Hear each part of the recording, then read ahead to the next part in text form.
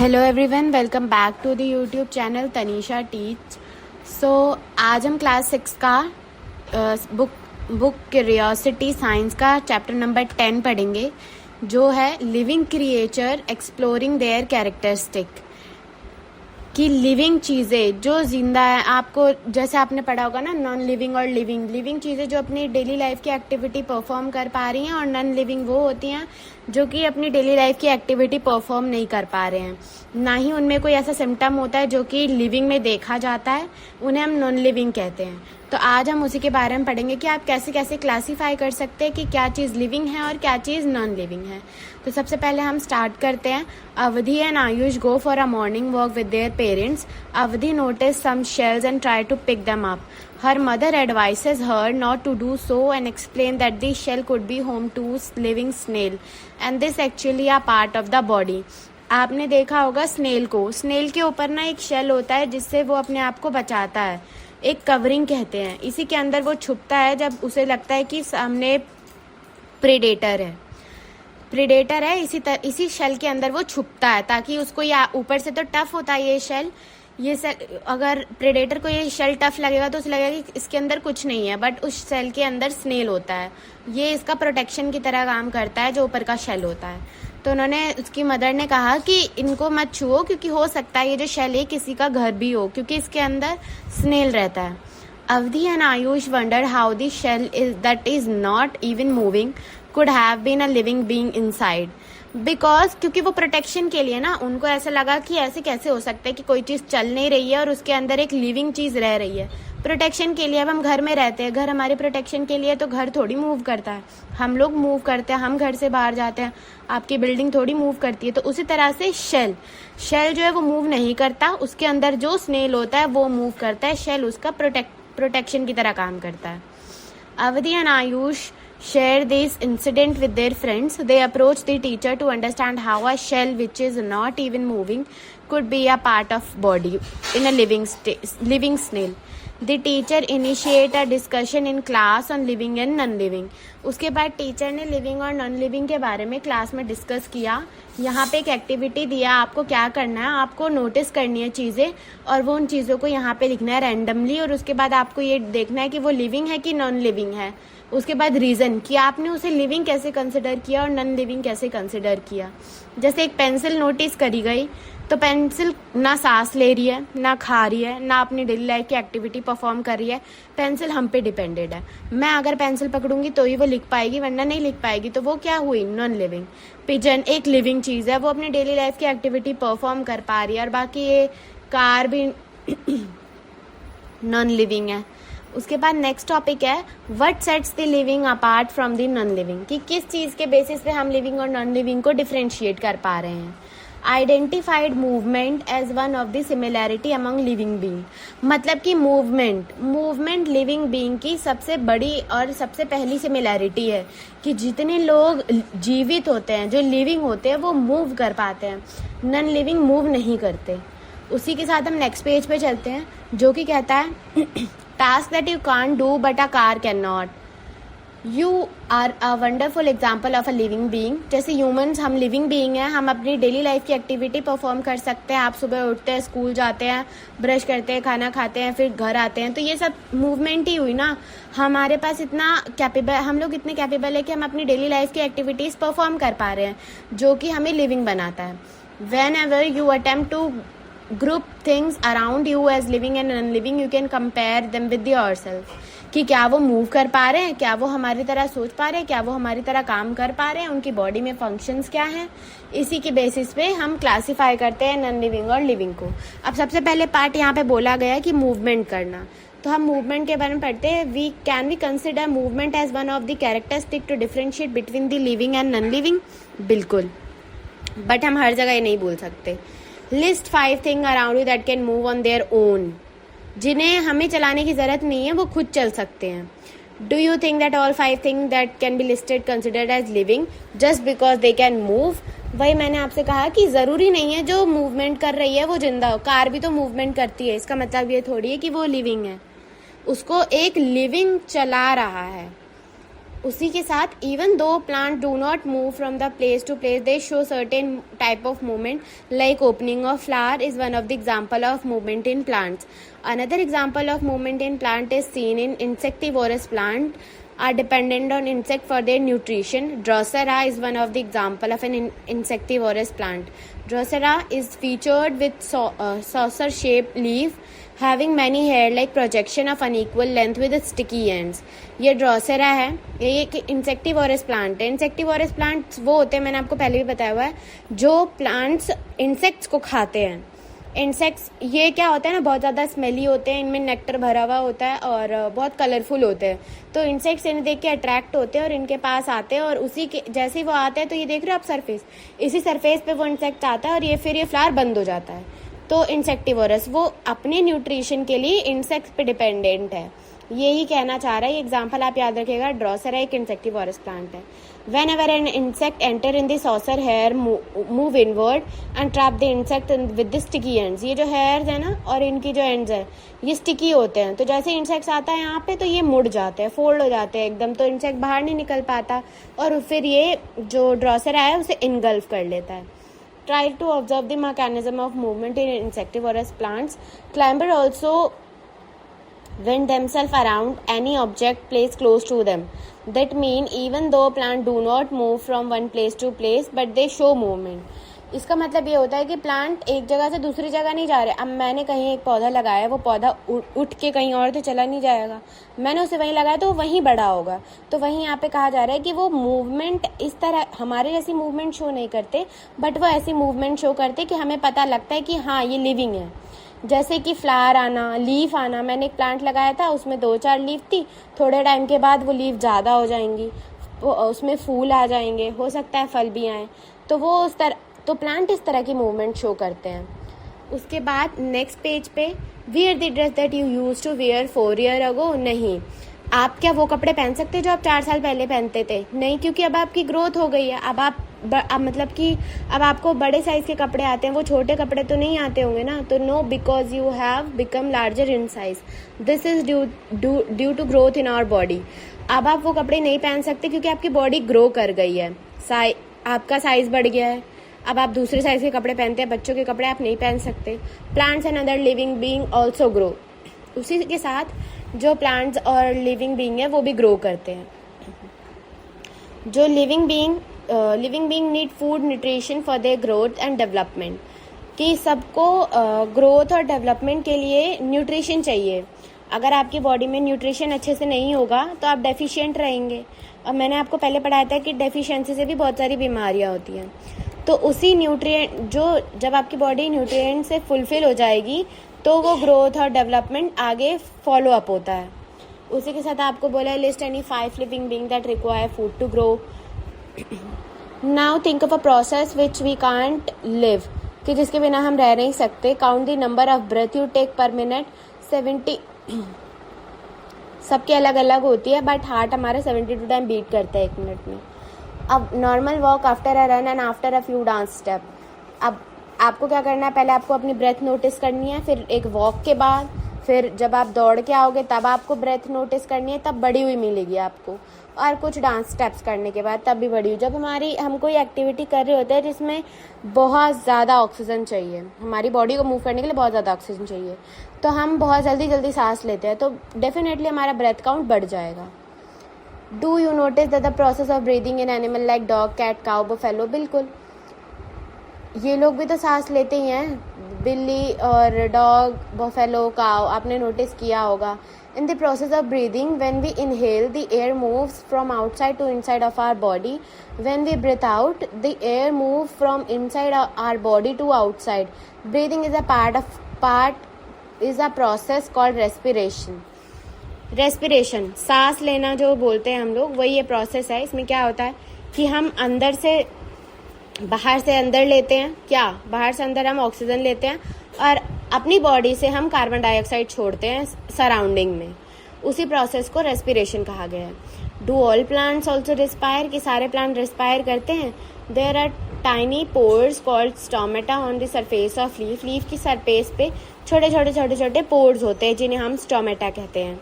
वो प्लांट को हेल्प करते हैं एयर इन एंड आउट करने के लिए, मतलब गैस, मतलब कि अब उन्हें भी तो फोटोसिंथेसिस करना होता है, उसमें ज़रूरी होती है एयर, इसीलिए वो भी रेस्पिरेशन का प्रोसेस परफॉर्म करते हैं. These patches, have you noticed the patches formed on the shirt around the armpit during summer? These patches are formed due to sweat. The sweat contain water and salt removed by the body as a waste product. Removal of waste product from body is called excretion.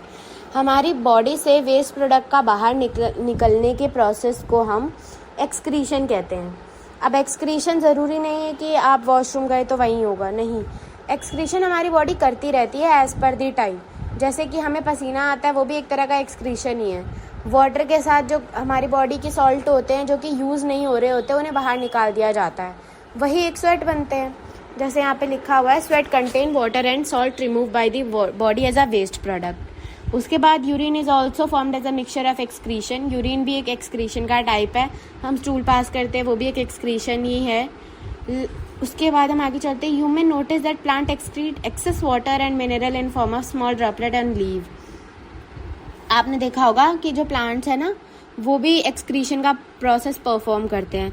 जो excessive water जितना वो store कर सकते हैं उतना वो store कर लेते हैं. जब उन्हें ज़्यादा मिलता है तो वो ऐसे लीफ पे स्टोमेटा के थ्रू बाहर निकाल देते हैं. उसके बाद नेक्स्ट पेज पे, stepping on a thorn and touching a hot object are stimuli. Anything or any event that prompts living being to respond is called a stimulus. Stimulus क्या होता है? आपने किसी गर्म चीज़ को छुआ तो आपके दिमाग में सिग्नल जाएगा कि ये चीज़ गर्म है, इसको छोड़ देना चाहिए वरना आगे हर्ट होगा. उसी को कहते हैं हम स्टिमुलस. हमारा ब्रेन इतना अच्छा है, इतना अच्छा रिस्पॉन्स देता है हमें कि हमें वो किसी भी डेंजर से होने से बचाता है. और उसी प्रोसेस, उसी सिग्नल को हम क्या कहते हैं? स्टिमुलस. मेरे ब्रेन ने मुझे स्टिमुलस दिया कि हाथ हटा लो वरना जल जाएगा. उसी तरह से अगर आप किसी कांटेदार चीज़ को छूते हैं तो वो आपको स्टिमुलस देता है कि हाथ हटा लो वरना ये कांटा चुभ सकता है. तो स्टिमुलस वो होता है जो कि हमारी बॉडी रिस्पॉन्स देती है हमें. उसके बाद, do plant also respond to stimulus? Yes, plant also respond to stimulus. For example, touch me not. कि जो प्लांट्स है वो भी स्टिमुलस अगर उन्हें मिलता है तो वो रिएक्ट करते हैं. जैसे कि टच मी नॉट प्लांट है, मिमोसा, छुई मुई बोलते हैं जिसे. Plant fold their leaf when we touch them. कुछ ऐसे पौधे होते हैं अगर हम उन्हें टच करते हैं तो वो अपने आप मुड़ जाते हैं. ये क्या है? उनका स्टिमुलस है. उन्हें स्टिमुलस मिला तो उन्होंने रिस्पॉन्स शो किया. प्लांट की बॉडी ने रिस्पॉन्स शो किया. Have you also observe that certain type of fold the leaf after sunset, specially the leaf of certain plant facing each other and tend to come closer. This can be observed in sleeping leaves of amla, Indian gooseberry tree. All living being respond to stimulus. उसी के साथ ये बताते हैं कि हर एक living being जो है वो स्टिमुलस का रिप्लाई करती ही करती है. जैसे आमले का एग्जाम्पल दिया आपको, टच मी नॉट प्लांट का एग्जाम्पल दिया, ह्यूमन्स का एग्जाम्पल दिया, जैसे आप थॉर्न्स को टच करते हैं तो उसका एग्जाम्पल दिया. उसी के साथ डिफरेंट एग्जाम्पल यहाँ पे दिए गए हैं. Next process, Have you ever seen younger one of cat, dog, another animal? List young ones of 5 different animal. Have you seen young one of any non-living thing such as pencil and chair or electric bulb? आपने देखा होगा जो living है उन्हीं के आपको बच्चे देखने के लिए मिलते हैं, औरों के नहीं देखने के लिए मिलते. जैसे आपके घर में इलेक्ट्रिक बल्ब है, आपने कभी देखा है कि उसका बच्चा है? नहीं. तो यही लाइन, वो ये जो पैराग्राफ है ये उसी के बारे में बता रहा है. और नीचे लिखा है, ऑल लिविंग बीइंग रिप्रोड्यूस. जितने भी लिविंग बीइंग होते हैं वो रिप्रोड्यूस करते हैं, ऑफस्प्रिंग प्रोड्यूस करते हैं. Reproduction is the process of producing new one from the own kind. जैसे कि आप किस बेसिस पे अपने मम्मी पापा को कहते हैं कि ये हमारे मम्मी पापा है? क्योंकि उन्होंने रिप्रोड्यूस किया है, तभी आपका बर्थ हुआ है. तो उसी प्रोसेस को हम रिप्रोडक्शन कहते हैं. Why this reproduction is necessary? ये रिप्रोडक्शन नेसेसरी क्यों है? It is necessary for the continuation of life. अगर रिप्रोडक्शन नहीं होगा तो वहाँ पे लाइफ ही नहीं होगी, क्योंकि कंटिन्यू ही नहीं होगी. अगर आप पैदा हुए, आगे रिप्रोडक्शन नहीं हुआ तो आप ही तक रह जाएगी वो जनरेशन, आगे नहीं बढ़ सकती. तो ये रिप्रोडक्शन ज़रूरी होता है. When a living being is not able to exhibit all type of above mention, अगर कोई भी लिविंग बीइंग ना ग्रोथ शो कर रहा है, ना स्टिमुलस या रिस्पॉन्स शो कर रहा है, और ना ही रिप्रोडक्शन शो कर रहा है, तो हम उसे डेड कह देते हैं कि वो डेड है, वो किसी भी तरह की एक्टिविटी परफॉर्म नहीं कर पा रहा है. exhibit all of the above mentioned characteristic despite the availability of all sources like food, air, water needed for being alive, and it is said to be dead. From the above discussion we can understand the all living beings share common characteristic जैसे movement, they need food, they grow, they also respire, reproduce, excrete, respond to stimulus, eventually die. Absence of any these feature indicate that they are non-living. तो ये यहाँ पे आपको एक summary का para दे दिया गया है कि क्या क्या आपने पढ़ा और क्या किस तरह के बेसिस पे आप डिफाइन कर सकते हैं उस चीज़ को। नेक्स्ट टॉपिक है essential condition for germination of seed. अंकुरित होना, किसी सीड का अंकुरित होना वही जर्मिनेशन। आपने देखा होगा मम्मी आपके चने भिगो के रखती हैं तो नेक्स्ट डे वो उसका जो पानी उसको ड्रेन कर दिया जाता है। जब पानी ड्रेन करते हैं ना तो वो थोड़े उसमें से वाइट वाइट करके वो स्ट्रक्चर निकलने लगता है बीन्स में से, उसी को क्या कहते हैं, जर्मिनेशन कहते हैं कि वो अब जर्मिनेट हो गया है। यहाँ पे एक्सपेरिमेंट दिया है आपको, 4 पॉट लेने हैं, मिट्टी डालनी है और उसमें 4 बीन रखने हैं अलग अलग पॉट में। 4 बीन के सीड रखने हैं और पॉट ए के लिए do not water the soil, place the pot directly in sunlight, कि आपको कुछ नहीं करना है, पहले पॉट में उसमें बीन डालना है, बीन का सीड डालना है और उसे सनलाइट में रख देना है। दूसरे में pot be kept in direct sunlight और एक्सेस वाटर, जो दूसरा था उसमें आपको सनलाइट में रखना है और एक्सेस वाटर देना है, मतलब पानी ज़्यादा देना है उसको। Pot C with moist soil keep in dark, कि आपको जो इसकी मिट्टी है वो गीली होगी हल्की सी और इसको डार्क में रखना है, मतलब सनलाइट में नहीं रखना। पॉट डी में with moist soil keep in direct sunlight. अब मॉइस्ट सॉइल मतलब हल्की गीली मिट्टी होनी चाहिए और सनलाइट में रख देना है। नेक्स्ट पेज पे आपको ऑब्जर्वेशन लिखनी है इसकी कि क्या क्या ऑब्जर्व आपने किया, आपको अपनी प्रेडिक्शन बनानी है और उसके बाद लिखना है।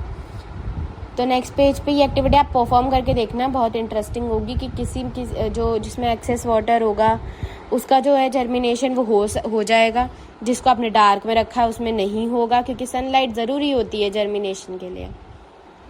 नेक्स्ट पेज पे चलते हैं। Do you think that sunlight is necessary for germination of seed?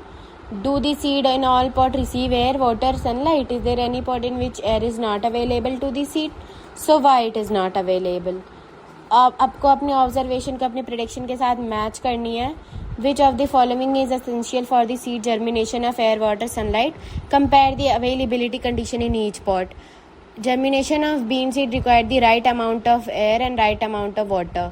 What do seed require these condition of germination? कि किसी भी सीड को जर्मिनेट होने के लिए एक सही अमाउंट में हवा चाहिए, सही अमाउंट में लाइट चाहिए और सही अमाउंट में पानी चाहिए। उसी के साथ यहाँ पे नेक्स्ट आपको एक सीड के बारे में बताया गया है कि उसको इन तीनों चीज़ों की ज़रूरत क्यों होती है, उसका एक परफेक्ट रीज़न। जैसे water, seeds require water for germination, water enable the seed to carry out the process necessary for their growth, the outer covering of seed is called seed coat, water soften the seed coat and help the tiny embryo inside it to develop into a plant. कि जो water है उस water है, seed को water चाहिए germination के लिए, water enable the seed to carry out the process necessary for growth. अगर सीड को ग्रो करना है तो उसे वाटर चाहिए और वाटर ये प्रोसेस अनेबल करता है कि हाँ ये ग्रोथ कर सकता है सीड। अगर वाटर नहीं होगा तो सीड ग्रो नहीं करेगा। Water, the outer covering of seed is called seed coat, water soften the seed coat and help the tiny embryo to develop inside. Water क्या करता है, उस सीड कोट को सॉफ्ट कर देता है ताकि वो, पहले तो वो टफ होती है, जब वाटर जाता है तो वो सीड कोट सॉफ्ट हो जाती है और टाइनी एम्ब्रोयो प्लांट के अंदर से बाहर आने लगता है और फिर धीरे धीरे वो एक प्लांट बनेगा। उसके बाद दूसरा जो इम्पोर्टेंट कंपोनेंट है जर्मिनेशन का, air and soil. Seed need air for germination, they use the air availability in spaces between the soil particle. Soil के बीच में एयर की ज़रूरत होती है जो कि गैस का एक्सचेंज कर सके। Moreover space between the soil particle allow root to grow easily. Soil के जो पार्टिकल है वो रूट को मिनरल प्रोवाइड करते हैं ताकि वो अच्छे से ग्रो कर सके। तीसरा है लाइट और dark condition. We have learned that the bean seed presence of light is not essential for their germination and generally most seed do not require light for germination, but after germination sunlight is required for the growth of the seedling. ज़रूरी नहीं है कि seed को germination के time पे ही sunlight की ज़रूरत हो। सनलाइट की ज़रूरत बाद में पड़ सकती है जब वो प्लांट ग्रो कर जाता है हल्का सा या जर्मिनेट हो जाता है। उसी के साथ in the chapter mindful eating a part to healthy body में हमने पढ़ा था कि बैलेंस डाइट क्या होती है। हर चीज़ को जर्मिनेट करने के लिए हमें उसे बैलेंस करना पड़ता है। सॉइल बैलेंस होनी चाहिए, एयर बैलेंस होनी चाहिए और वाटर बैलेंस होना चाहिए। जो भी चीज़ ज़्यादा होगी तो वो उसको हार्म ही करेगी। Next, growth and movement in plant. How do plant respond to sunlight? Does sunlight affect the direction of growth in different part of plant? In which direction would the root and shoot of plant grow and move if plant is inverted? कि किस तरह से plant move करते हैं, root किस तरह से move करती हैं, लीफ और शूट किस तरह से मूव करते हैं। उसी के बाद आपको यहाँ पे फिर से एक एक्टिविटी दी गई है। Let us design, take some bean and gram seed and allow them to germinate an a moist cloth and a moist paper. आपको सीड लेने हैं कुछ, उनको गीले थोड़े मॉइस्ट पेपर पे रख देना है और देखना है कि जर्मिनेशन का प्रोसेस होता है कि नहीं। Let them germinate until them each develop into seedling.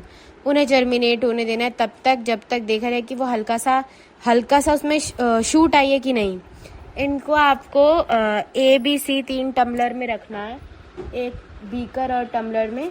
उसके बाद आपको नोटिस करना है, take 3 glass plate and attach the thick blotting paper to the one side of each plate. Fix one seedling on each plate using a thick soft cotton thread as shown, ensuring that the plant is not damaged. आपको ensure करना है कि plant damage नहीं होना चाहिए। Now place one glass plate upright with the seedling attached to the beaker. अब एक को आपको उल्टा रखा है आपने, एक को बिल्कुल सीड के साथ। तो यहाँ पे आपको 4 जार लेने हैं और उसमें आपको यही नोटिस करना है कि कैसे किसमें सीडलिंग किस तरह से डेवलप करती है। ये एक्टिविटी आप परफॉर्म कर सकते हैं, not much important. Now will be moving to the next page. Growth of root shoot under different condition. मतलब वही जो एक्टिविटी पीछे हो रही थी उसी के बारे में अब आपको बीकर दिए थे ABC, तो अब आपको नोटिस करना है। Direction of sunlight, all direction, दोनों को ऑल डायरेक्शन में रखा था, मतलब हर जगह से उन्हें सनलाइट मिल रही थी। और जो तीसरा था उसको एक ही जगह से सनलाइट मिल रही थी। डायरेक्शन अपराइट इन्वर्टेड, दूसरे बीकर में हमने इन्वर्टेड करके रखा था उसको, मतलब उल्टा करके, और पहले और उसमें अपराइट रखा था। तो अब आपको यहाँ पे प्रेडिक्शन देनी है कि क्या फ़र्क आता है रूट शूट में। From the experiment when the plant is kept upright the root grow downward and the shoot grow upward. Basically जो बात है वो बात है कि जनरल है कि अगर सीड है उसमें प्लीम्यूल होता है, रेडिकल होता है। रेडिकल से रूट आती है, प्लीम्यूल से शूट आता है। तो अगर प्लीम्यूल ऊपर है तो शूट ऊपर जाएगी और रेडिकल नीचे तो नीचे आएगी। और जो दूसरा होता है जो इनमें इन्वर्टेड रखा था, when the plant is kept inverted the root bends and down grow downward, the shoot bends and grow upward. तो रूट और शूट तो बेसिकली सीड में पहले ही पता होता है कि शूट से प्लीम्यूल से शूट आएगी और रेडिकल से रूट आएगी। Next, when the plant gets sunlight only from one direction, the shoot grow in direction of sunlight while the root continue to grow downward. Root को ज़रूरी नहीं है सनलाइट का, शूट को ज़रूरी है सनलाइट। उसी के साथ नेक्स्ट है point, life cycle of a plant. Plant की क्या लाइफ साइकिल है, जो कि आपने ये एक एक्टिविटी के द्वारा देखा, बट मैं आपको शॉर्टली बता देती हूँ।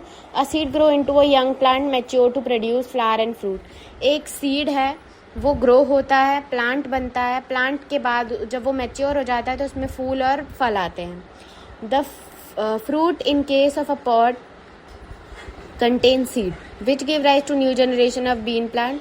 उसी के साथ जो फ्रूट होता है आपने देखा है उसमें बीज होते हैं, फल में बीज होते हैं, वही बीज सीड होते हैं जो कि आगे जाके उसी पौधे को ग्रो कर मतलब कि वही सीड हम लगाएंगे तो वो आगे चल के प्लांट बनेगा। The entire process from the seed to plant is called next generation life cycle of a plant.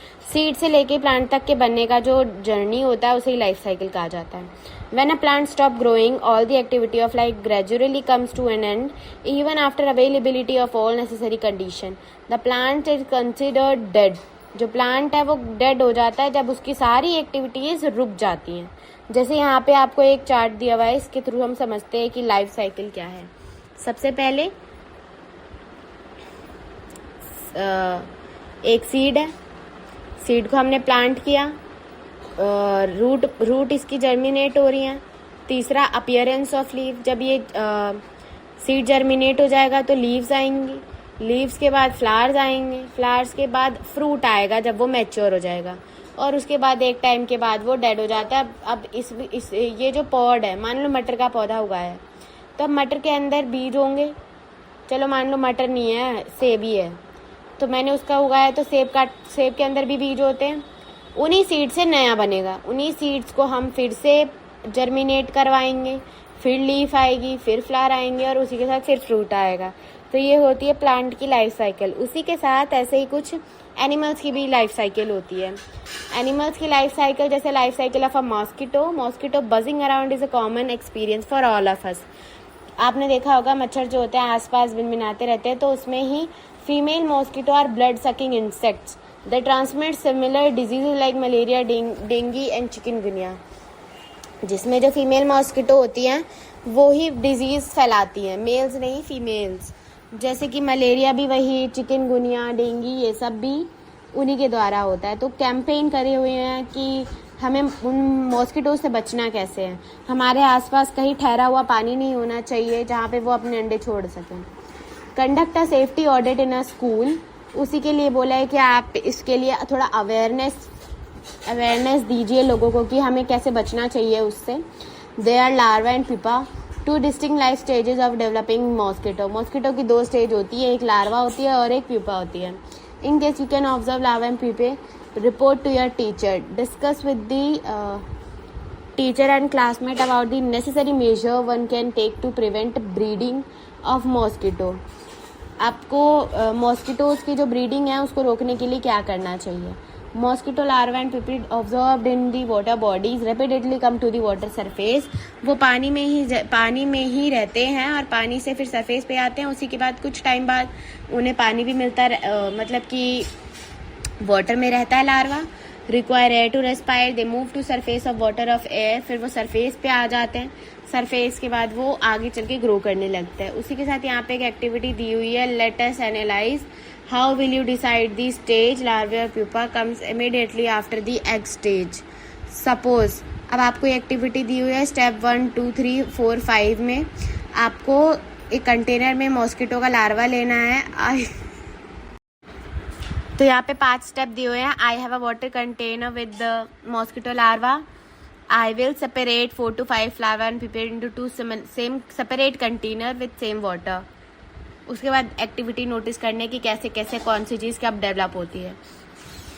जैसे कि यहाँ पे पहले एग होते हैं, लार्वा बनता है, प्यूपा बनेगा, फिर अडल्ट मॉस्किटो बनेगा। यही साइकिल चलती रहती है मच्छरों में भी। जिसके साथ mosquito pass through this 4 stage their life cycle: egg, larva, pupa and adult. The adult mosquito that emerge from the pupa rest briefly on a surface of water and then fly away. The adult mosquito may survive for 10 to 15 days. We have seen that mosquito begin its life as an egg. Egg के बाद larva जो stage 2 है, फिर pupa, फिर mosquito, adult. यही cycle चलती रहती है डायरेक्टली और नियर वाटर, पानी के आसपास। Significantly change occur in appearance of body shape. जैसे जैसे ग्रो होते हैं तो बॉडी शेप में भी चेंज आता रहता है और स्ट्रक्चर में भी। देन हम फ्रॉग की लाइफ साइकिल के बारे में बात करते हैं।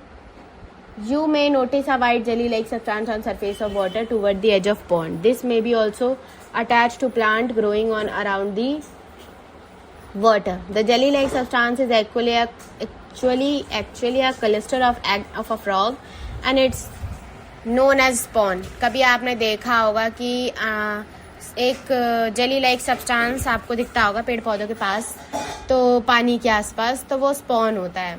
एग जिसके छोटे छोटे अंडे होते हैं, वो जो समुद्र में रहते हैं जानवर, वो वहाँ पे छोड़ के चले जाते हैं ताकि वो ग्रो होने के बाद फिर आगे अपनी लाइफ साइकिल खुद कंप्लीट कर सकें।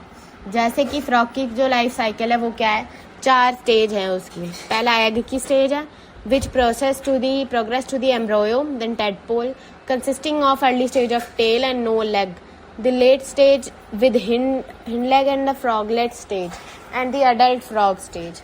जैसे कि यहाँ पे मेंशन है, स्टेज 1 में स्पॉनिंग है, फिर एम्ब्रोयो, फिर tadpole with tail, tadpole with leg, froglet and adulting frog. उसी के बाद next discuss with the class along the following point. Tail help them swim in water. Tadpole grow gradually and start looking like a little frog and froglets. Tails जो है वो develop होती है swim करने के लिए उनकी फिर टेडपोल बड़ा होने लगता है अपने आप, तो वो फ्रॉग की तरह दिखने लगता है और उसके बाद वो पानी में अपने आप चलने लगते हैं जब उनके लिम्स सारे डेवलप हो जाते हैं। उसी के साथ they continue to grow and lose their tail completely.